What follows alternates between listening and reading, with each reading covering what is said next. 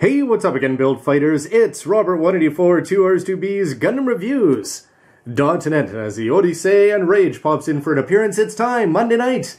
We've got the newest episode, episode 9 of Gundam Build Fighters. We had some world building last week with all sorts of new characters from all around the world introduced as we're going to see the tournament progress. This week took things in a totally different direction, much more female-oriented and much more supporting cast, and at the same time is sure to have some implications for the series here to come. And while you're at it, don't forget to go to gundamreviews.net, which is gundam.tk. Vote, did you like this episode, and other questions, and don't forget you can check out past polls and episode reviews as well. With the plot last week totally different and Reiji and Sayori hardly in the show whatsoever, this week things came back to a much more personal level, as the episode, instead of even focusing on the main two protagonists, it was going to be on the main protagonist's girlfriend, or soon to be, even though they all blush at the thought, but China-chan, the class president who all of a sudden meets her old rival, or somebody who thinks she's much more of a rival than she really needs to be, and Caroline-san, Miss Caroline, is going to challenge her in art, and after losing there, she decides, well, I'm going to challenge you in Gunpla, and it's sort of funny to watch them both go off, get coaches, and we get to see some pretty ridiculous scenes along the way before, again, we got to see a little bit of the Mark II, the Build Gundam Mark II, but Sei and Reiji hardly fighting in the end. This was an all-girl battle, and at the end, though, Iori Sei is going to be learning a valuable lesson, and I'm sure it's going to be affecting the Gunpla and the seriousness from here on in. So I'm joined here by M again. M, how you doing? Good. Hello, everybody. All right, so let's get right to it. The of the week, starting with characters represented by Lego. We've got China-chan there in pink, and Miss Caroline there as a skier. So, M, who did you like this week? For me, at the beginning, I really liked China-chan because that's the character I chose last time. But as it goes on, I changed my mind to Caroline. Miss Caroline. I really liked the whole naming conventions at the beginning and that. And the girl from Gundam Wing with the crazy eyebrows. This Caroline, she has some crazy eyebrows too. For the other characters, we didn't see too much. Ramba Rao was hardly in it this week. Right. He only showed up at the very end. Of course, the mom, if you go to gundamreviews.net and you do vote, second favorite character for you guys out there. I wonder if the beach bikini episode helped. Nonetheless, for me, I'm going to go not with Miss Caroline, but China-chan, of course, as the class president, is definitely, this whole show is kind of about wish fulfillment, and the people watching, building at home, and the kind of friendships, and the whole idea of your Gunpla coming to life, but it's also about the personal relationships. Somebody slaving away building Gunpla all the time, when the mother gets on the phone like a busybody and calls over a girl, and she literally flies through the sky to get there. That's the kind of thing. And China-chan, despite the fact that she met her rival, was still polite and sweet and did all the right things that you'd expect for an appropriate girlfriend for Iori Sei. So let's move on to Mobile Suits of the Week. Not a lot of cameos in the background there, but who did you like? Of course, Knight, because this is the mobile suit that Caroline used. And first of all, I could not believe that they brought out a Knight Gundam. Yeah, exactly. BB essentially, Legend BB, and there it was, mixing of the worlds together. Right. But it sure looked cool out there. Yeah. Also, the Legend BB series is one of my favorite series. In terms of the Gunpla. Right. Did you ever read the old manga with the Knight Gundam in it? Not really, but I've read everything like on the manual and found that interesting. And the cartoons in the back of the BB Century stuff is always a lot of fun. As for me, though, for MS, well, I absolutely have to give an honorable mention to the Nobel Gundam out there. In its green recolor, I couldn't help think Sailor Jupiter at the same time. Although I would have really loved it. I don't know. In the G Gundam manga, everybody, that's one of my favorite by Koichi Tokita. Anyway, I just, when they switched the Nobel Gundam to the Eternal Sailor Moon coloring, that's just fantastic. If they had animated it and made it more canon, that would have been the bomb. But anyway, we've got Sailor Jupiter Green Nobel Gundam looking good. But at the same time, who stole the show? The whole episode was about the girls fighting, and if the girls are going to fight, they should do it in appropriate mobile suits, or mobile bears, or mobile cuties, or whatever you want to call it.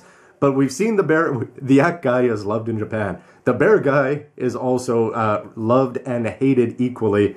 But they skipped right to the third one. I suppose the pink one, we could call it the second. Right. But China-chan designed it herself. She painted a picture. Her picture is successful. And her training was not. But at the same time, she did a very good job.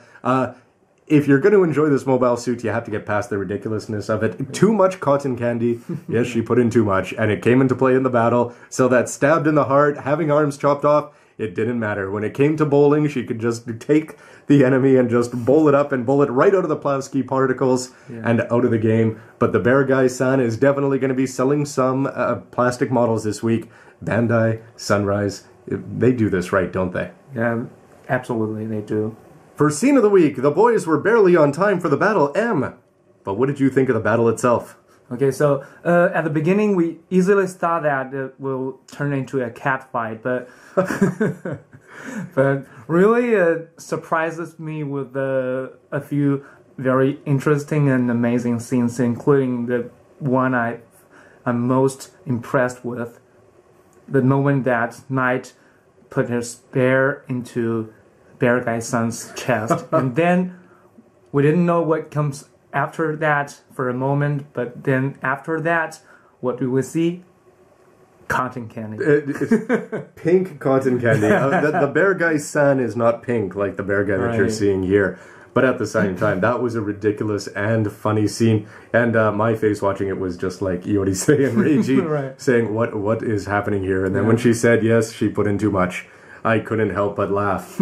For me, though, Scene of the Week, you know, this is hard because I'm going to take the comedy in this episode.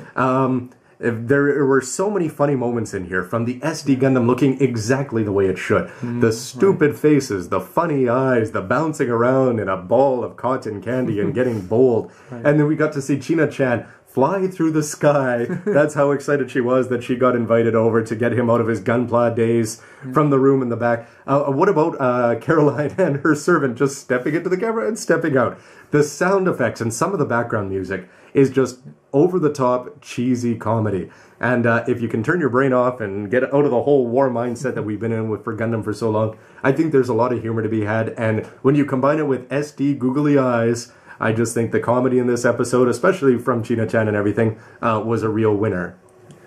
But from a meta perspective, I've sort of got to give Scene of the Week for something totally different. And this is from a Gunpla builder's perspective. I still remember years ago on my channel, they wrote me a private message and they said, hey, my friends, really like SD Gundams. I hate SD Gundams. I think they're an abomination. They're an embarrassment. They need to go. Don't you agree with me? And I still... You know, I just, everybody's got a different take on BB Senshi and the SD Gundams and things like that.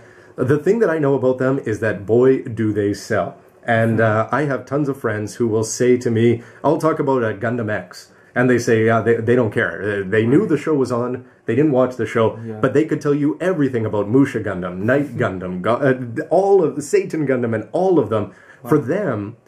those kits and those Gunpla, and they all built the kits, see, they only cost 400 yen or whatever, are almost as real to them in terms of customization and just overall fun. Now, of course, Bandai wants to get people going from the 400 yen kits up to the 4,000 and then all the way up to PGs.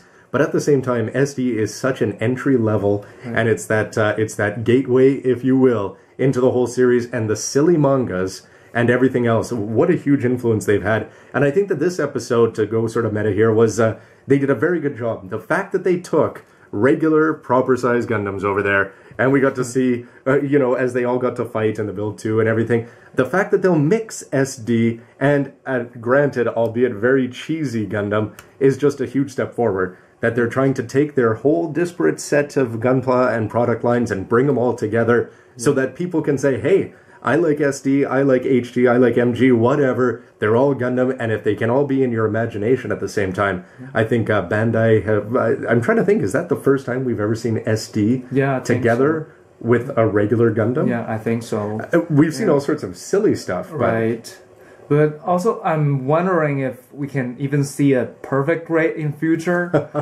See, and that's if they're going to go Gundam Breakers and do the scale thing, right? That's right. We already saw last week the Devil Gundam looking far, far too small as it was dismantled by a Federation grunt. But at the same time, my real scene of the week was when they put SD together with a regular Gundam, and I just said, wow.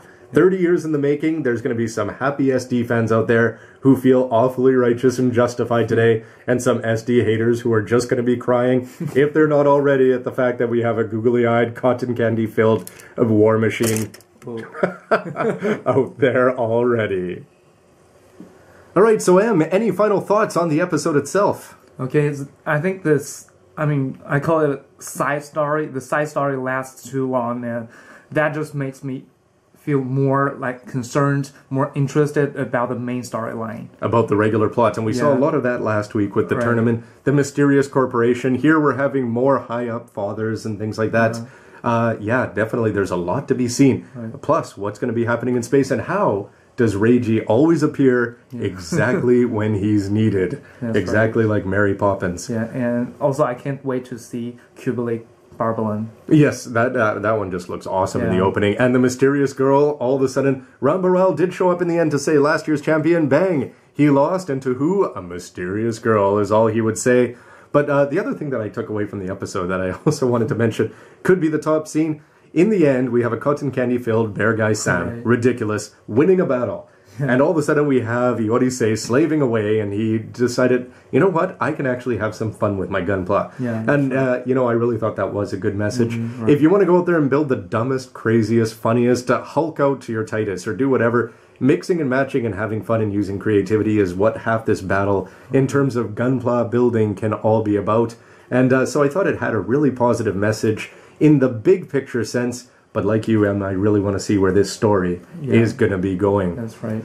Coming up, we know that the Build Strike is going to be changing. We got to see stuff at Gunpla Expo. It's going to be even more cartoony, even more silly, as if feathery wings on the Wing Zero weren't enough already. But lots of good stuff to come. Anyway, everybody, thanks a lot for watching. Em, thanks for being here. Yeah, thank you. See ya. All right, take care, everybody. And please let me know what you think with a comment down below. See ya.